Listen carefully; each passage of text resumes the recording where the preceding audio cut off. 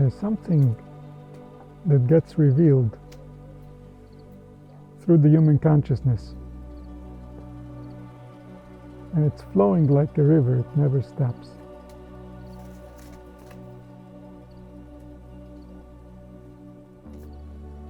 There's something that's becoming, there's something that's growing. This is a process, just like all the processes we observe around us. The cycles and the movements. There's something that's being revealed through consciousness, and it's flowing like a river.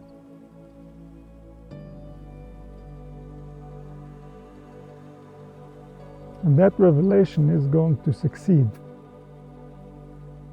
That revelation has a beginning point and an end point.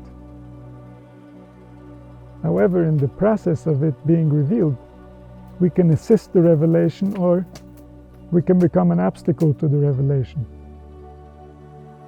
And that has many levels. The levels of assistance and the levels of obstacles.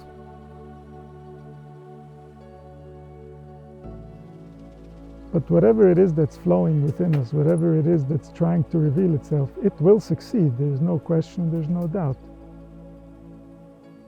It might be in our generation, it might be in the future. But one day, as sure as today exists, one day will exist, that whatever it is that's trying to reveal itself will finally manage to do so. And that's the point of the whole process. Everything that's happening now is only as relevant as how much did it assist in the revelation, or how much did it become an obstacle to the revelation. This is how we are being measured. What is this unit of consciousness creating? Well, does it assist in the revelation of life that is flowing within the awareness, or does it become an obstacle to the life that is flowing within the awareness? That's the context of which human is aligned with his purpose and which human is getting in conflict with his purpose. Because there is no other purpose. There's no human that exists for any other purpose.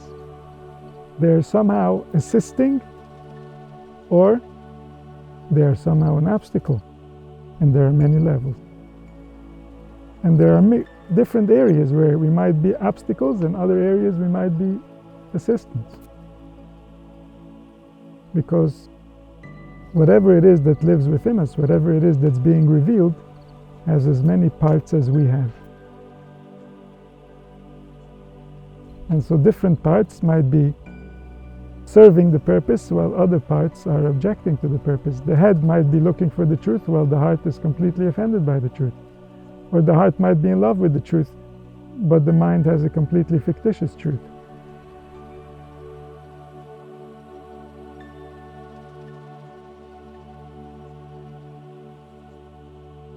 And so each part gets evaluated. How well is it doing? How healthy is it spiritually? How safe is it from the potential demons that might animate it? Is it assisting in the revelation, or is it an obstacle to the revelation?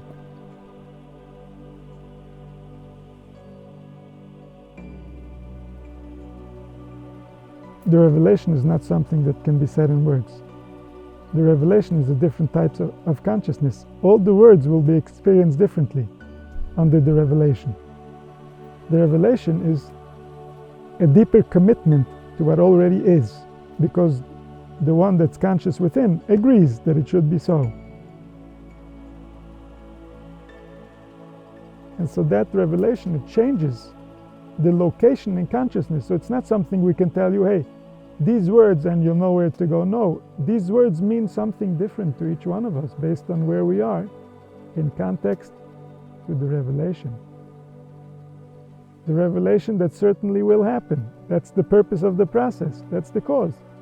As surely as we see nature progressing through its seasons, and we know what's about to come, because it's nature, she's not going to miss.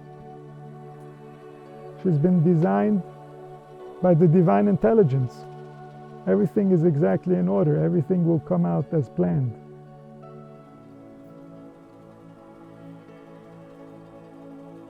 And so this revelation is certain to come, just like the summer is going to come after the spring.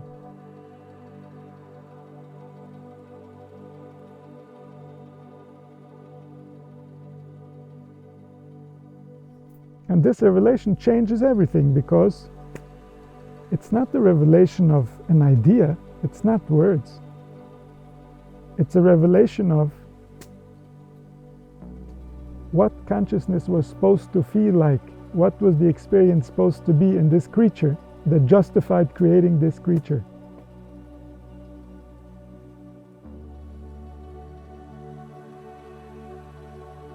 Just as sure as we see the climate accurate for each species, and we see the environment and the food for each species.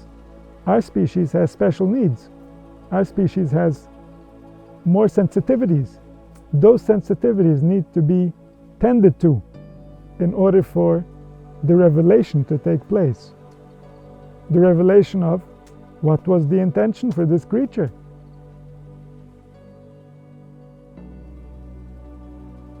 Why did they decide to make it? Why did they look at this project and said, yes, we want to do it?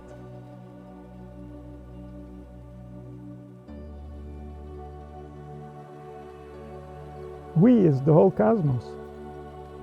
Everyone was involved in this creature. This is the fanciest creature the cosmos has to offer. It's so sophisticated it represents the whole cosmos.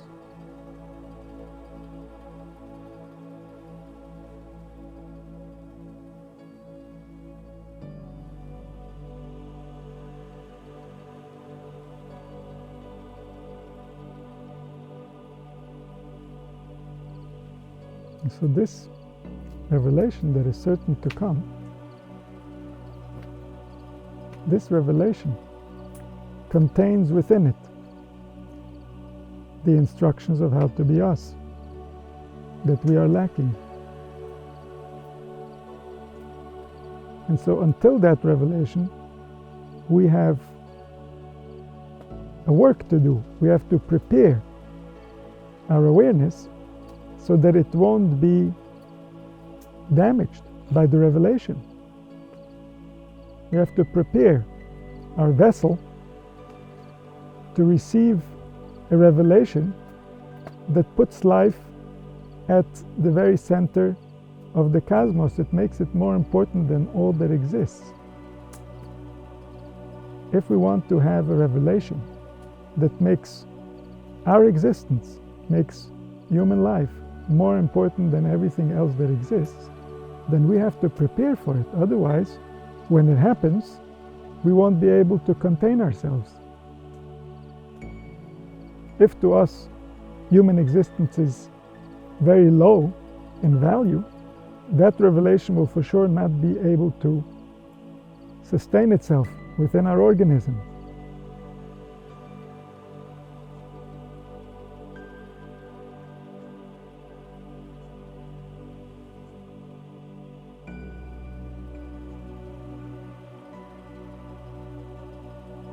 And this is why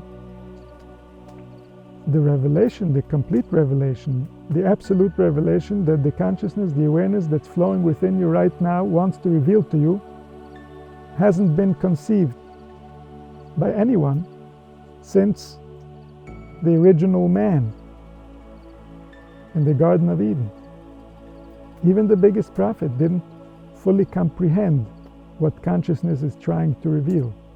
Right now, here, as I'm talking.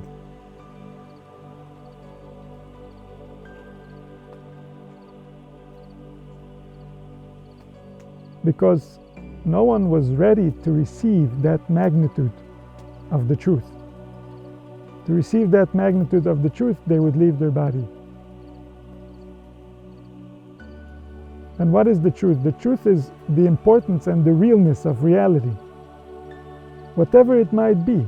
It's not about learning how to manipulate the system. This is not the purpose of wisdom. It's about realizing the real magnitude of what we're dealing with so we can properly surrender to it so that we're not foolish enough to try to fight what is in any way.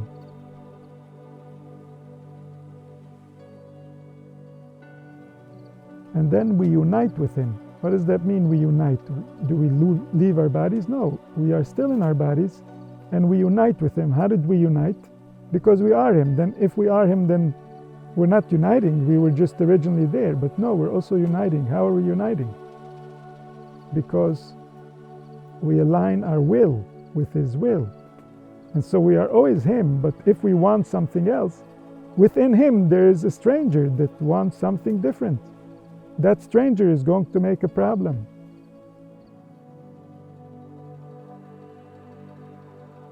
So if we comprehend His greatness, we completely annihilate any other will, anything other than what is.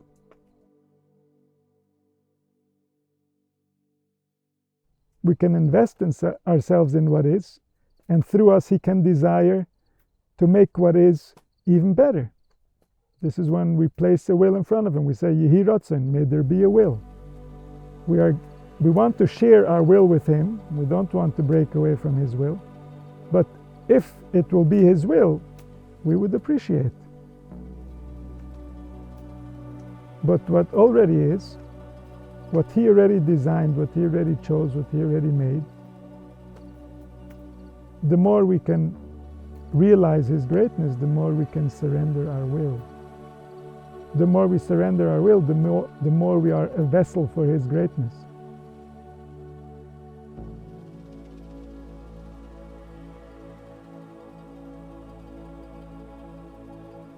We're not surrendering our will to any other human being.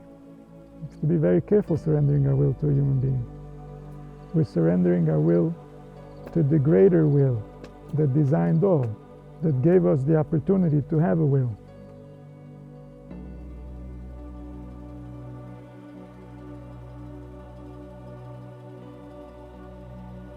And His will is that we should protect ourselves and protect our will. Because if we align with His will, our will is not personal. It's not about the person, it's about the intention of the one that is revealing Himself through consciousness.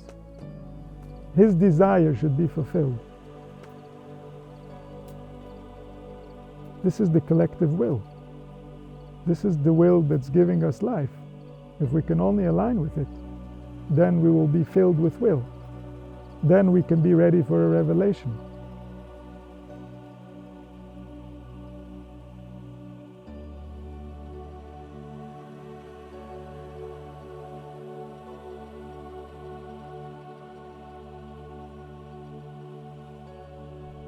If we want to align with this revelation, if we want to assist this process, then we relax our will to observe the greater will.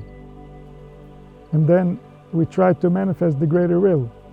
And then again we relax our will, because this is just our level of perception of the greater will. The more we will grow, the more we will allow for the revelation to reveal itself, the more we will know the greater will, and then we can apply ourselves more strongly. And then again, relax our will.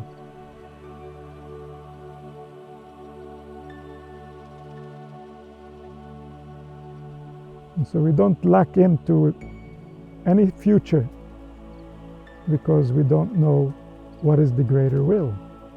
This is what it means when we say, Im Yirtz Hashem. It means I'm not locking in on it.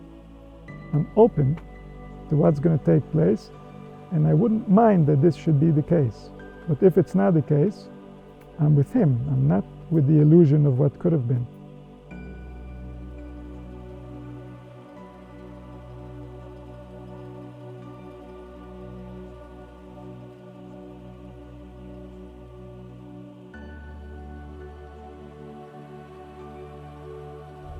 The more we can relax our will, the more we will discover our real will, because the will is something that can be activated by the external world, and that's not really our will, and that's most people's desires.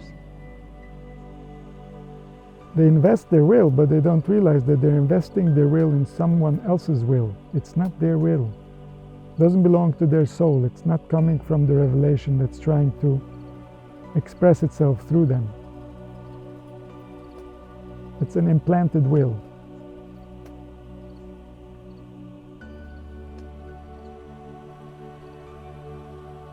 So when we relax our will, we're going to discover our will more clearly. What is it that I really want? Besides the temporary. The temporary I will continue to want again and again, and this is just part of keeping my body alive. It needs desire, it needs satisfaction of that desire, and that process keeps it healthy and smooth. But then again, there's something deeper that's alive over here. What does it want?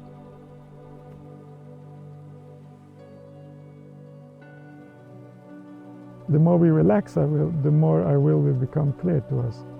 The more we relax our will again, the more we will realize that our will is not really our will.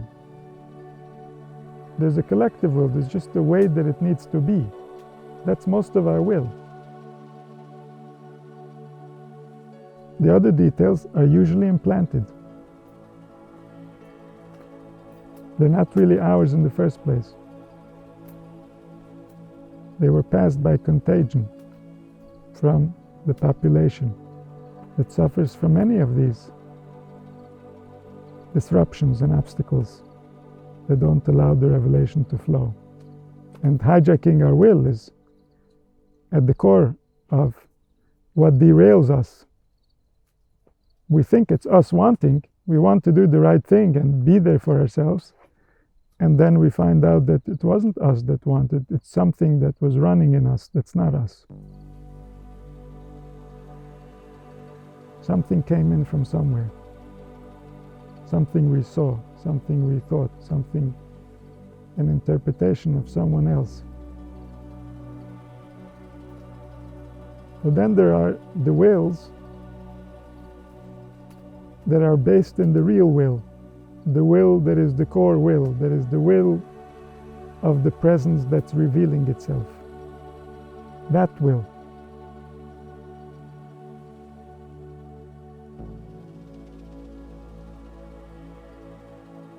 If we can follow that will, then we are assisting revelation. If we are following contradictory wills, if we are following desires that are not related to our essence, that are misunderstood, that are leading us to places that don't exist, then we are becoming an obstacle to the revelation. Our will is at odds with the greater will.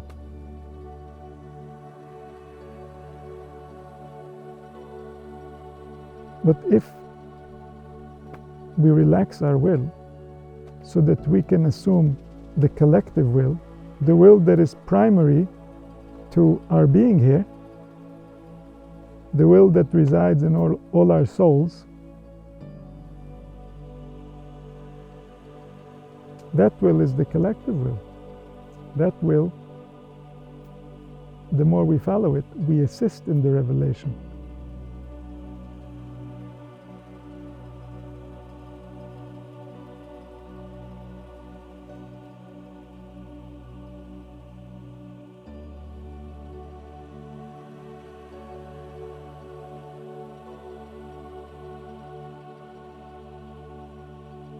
And this revelation is the justification of what is taking place.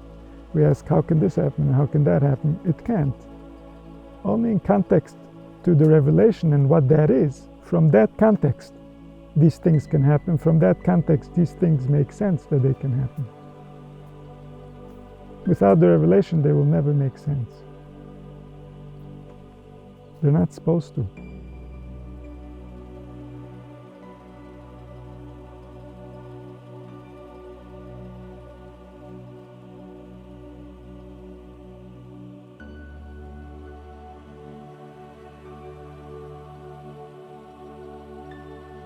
When the will that is the primary will be revealed, then we will see how the wills that contradicted it created these devastating results.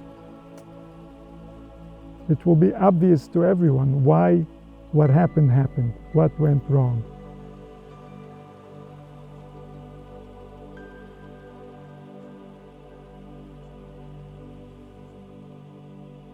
But as long as it's wrong, it's chaos. That's what wrong means. It means our mind cannot make sense of it because it doesn't make sense. In this context, it will never make sense. No words can justify it.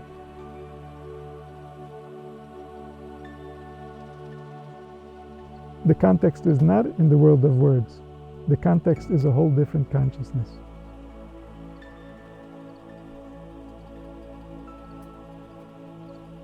The context is what is going to happen to us when we complete this process. It certainly will happen. And that's going to justify everything that happened till then.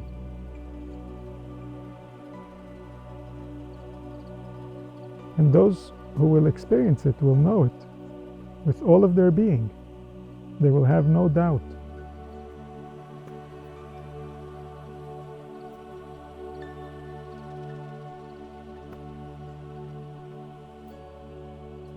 Because the will come forth and it will be.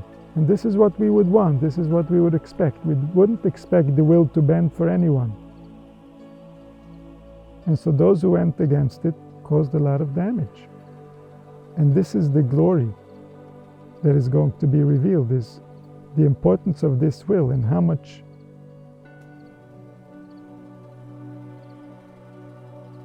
human processing, human existence and experience was invested in perfecting it in order for it to be just so. And everyone who had a part in perfecting it will know that for eternity. Everyone that assisted in this revelation is a partner in creation, not some type of a metaphor, in the most simple and concrete manner possible.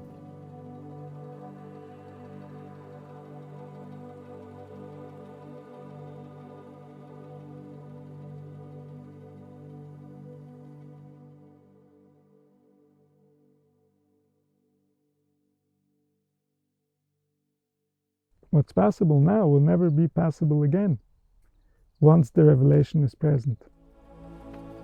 The value that we can gain every moment that we are here, the value that we are gaining every moment that we are here, is something that after the revelation is going to be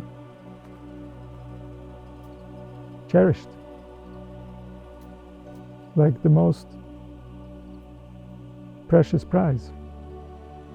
Because what we did over here is what's going to result in how's it going to feel for us when we find out that it was all real, so much more real than we can ever imagine real. The revelation that it was all divine, every detail. It was all filled with meaning and purpose and wisdom and holiness. Nothing that we ever thought important was as important as the tiniest detail.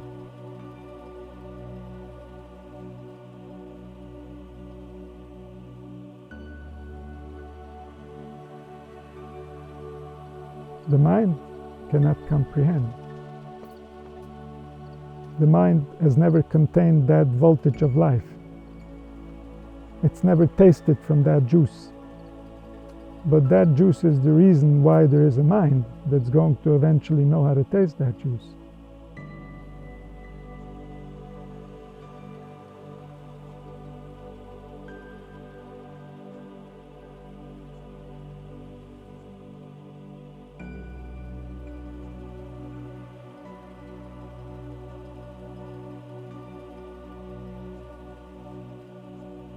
And then it will know.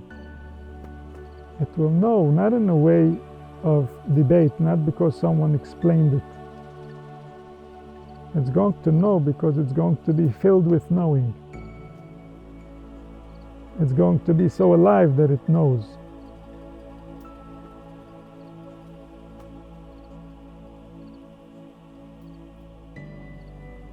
It's like a person who is tired and he can't tell if 1 + 1 is 2. He can't be certain even of that. And so when the brain has the right juice, it knows. It knows because it is. Not because of an explanation, not because of words.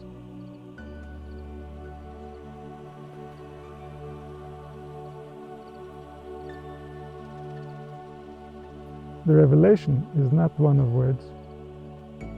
Words are necessary because we are before the revelation. We are in a state where we have lost access to the real will. We no longer remember what we want. And so we need to awaken. We need speech to help us guide the mind to somewhere more calm, where we can have a conversation about the situation.